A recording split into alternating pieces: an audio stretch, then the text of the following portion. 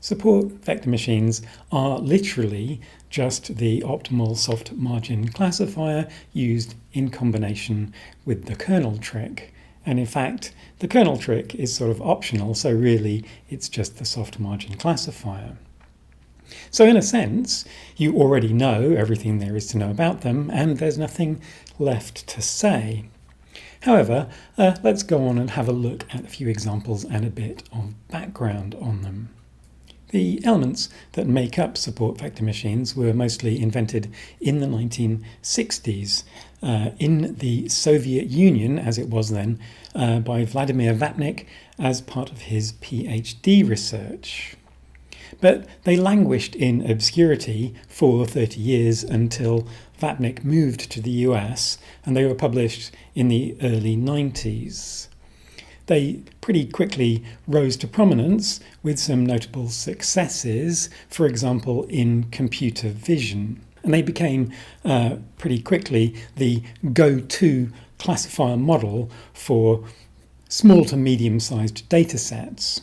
Machine learning is a fickle business, and fashions moved on a little bit, with people favouring random forests a bit, and subsequently moving quite a lot towards deep learning in the last decade or so. But support vector machines remain a useful model and extremely widely used.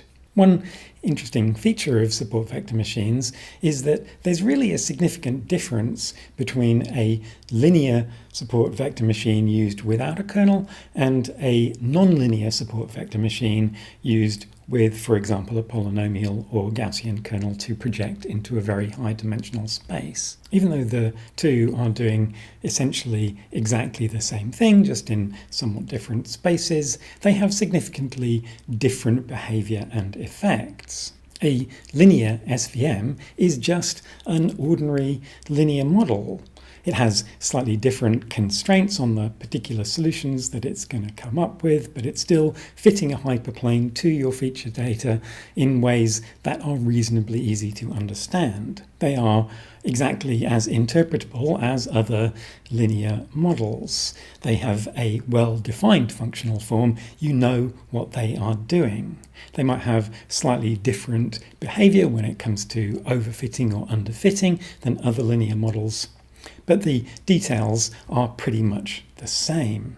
With an RBF or polynomial kernel, the whole fitting procedure becomes a different state of affairs. It's much more implicit and black box, and it's really quite difficult to get an intuitive grasp of what it might be doing in any particular case. Such fitting can fit an arbitrarily complex decision boundary in its very high or infinite dimensional space, and the criteria that it's using for doing so are quite difficult to get to grips with. In some cases, such complicated empirical decision boundaries may still be interpretable because of what they reveal about the shape of the data in the normal feature space. But very often, interpretation is really not much more than a sort of shrug and, hey, search me, it just fits. Here are some examples of such fits to a pretty simple two-dimensional data set using Gaussian kernels with 4 different values of the cost parameter C and also 2 different values of the kernel bandwidth parameter gamma. We can see that in each case, the fit produced is somewhat different. With a low gamma, the similarity metric operates over longer distances, and so you get smoother boundaries. With the higher cost, you get fits which are tighter and have fewer misclassifications. In the case in the bottom left-hand corner, with the lowest cost and the narrow bandwidth, we see that many of the points are misclassified, and only small neighbourhoods around individual points are classified as the blue class at all. These kinds of empirical boundaries in greater than 2 feature dimensions become extremely difficult to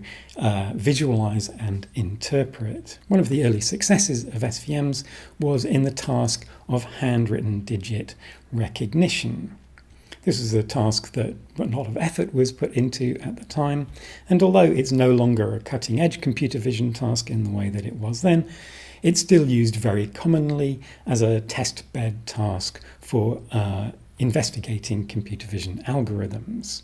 We'll be doing some exercises with it in a few weeks' time.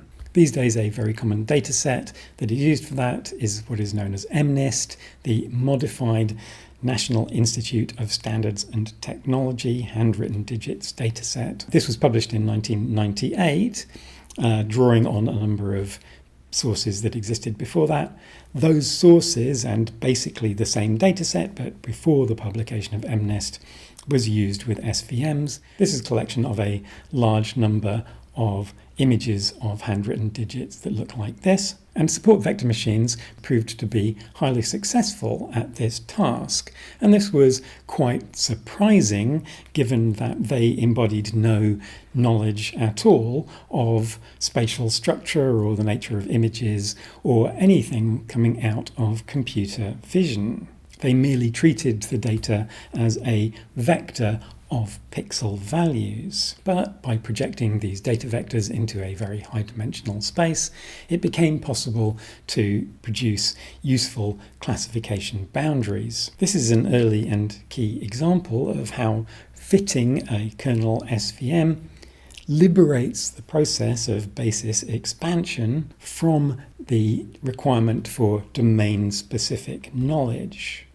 Rather than imposing your own knowledge of the structure on the problem, you just throw it into a very high-dimensional space and let the kernel SVM sort it out for itself. This is a powerful idea, and it brings us back to the discussion that was raised in the first week of lectures about the difference between explicit and implicit modelling. The implicit model finds empirical solutions. It's just not very good at explaining what they are. Sometimes that can be a problem, but other times it's all we need. We'll see the same kind of process at work again in the next few weeks when we talk about neural networks and deep learning.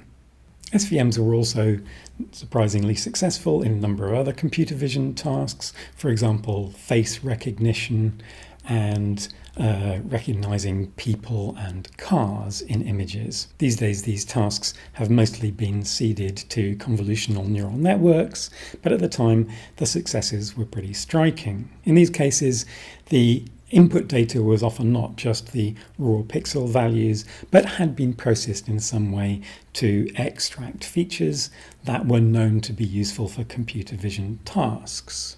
So the feature extraction process, for example, converting the pixels into wavelet coefficients or calculating histograms of gradients, provides some prior computer vision knowledge and guides the fitting process. So we can view feature engineering as the way in which knowledge gets into the task rather than explicit specification of basis functions. Here are some examples of face recognition from the mid-1990s. This plot is kind of metaphorical rather than an explicit specification of the boundary, but it shows the support vectors for the boundary, which are the images where it's most useful to distinguish between what kinds of images are face-like and what kinds are non-face-like. And here are some examples of people. Again, these are tasks that these days tended to be taken over by convolutional neural networks. But these object detection, people detection, face detection successes predate the rise of deep learning by a decade. So if you want to use support vector machines in practice, there are some things to decide and some things to bear in mind. First of all, will we use a linear SVM or choose some kind of kernel? For some tasks, as mentioned previously, a kernel can make it possible to use kinds of data that are simply not possible to use with an ordinary linear classifier. In those cases, you sort of have no choice. For other kinds of data where the input features are basically real numbers, if the data is already high dimensional, then often it will tend to be reasonably close to being linearly separable already, and adding a projection into an infinite dimensional space doesn't make that much difference. In such cases, it's often a better idea just to use what's known as a linear kernel, which is to say no kernel at all, just calculating the inner products directly in the feature space. For data that is not so high dimensional, it is often useful to use a kernel, because it makes it much more likely that it'll be possible to find a decent separating boundary. The results that you get are often very sensitive to the choice of the cost parameter C, and also to the choice of any hyperparameters associated with the kernel itself, such as the polynomial degree or the Gaussian bandwidth. So tuning the hyperparameters can become very important, and it's often not a good idea to just accept the defaults. Support vector machines can have a significant risk of overfitting. The fact that they focus specifically only on a small subset of vectors, which are the ones closest to the boundary, can mean that they're oversensitive to outliers. How important this is depends a lot on the distribution of the data. Kernelized SVMs can fit arbitrarily complex boundaries, which could ultimately sketch out the outline of all of the individual points. This is often likely to be overfitted, and so you will want to pay attention to your regularization or cost parameters. SVMs can also be quite slow to fit for very large data sets because they have to do so many pairwise comparisons. And with complex boundaries in high-dimensional spaces, there may be very large numbers of support vectors, and in that case, the prediction will also be slow. However, for small to medium-sized datasets and problems of reasonable complexity, SVMs are still a really good choice for many machine learning problems.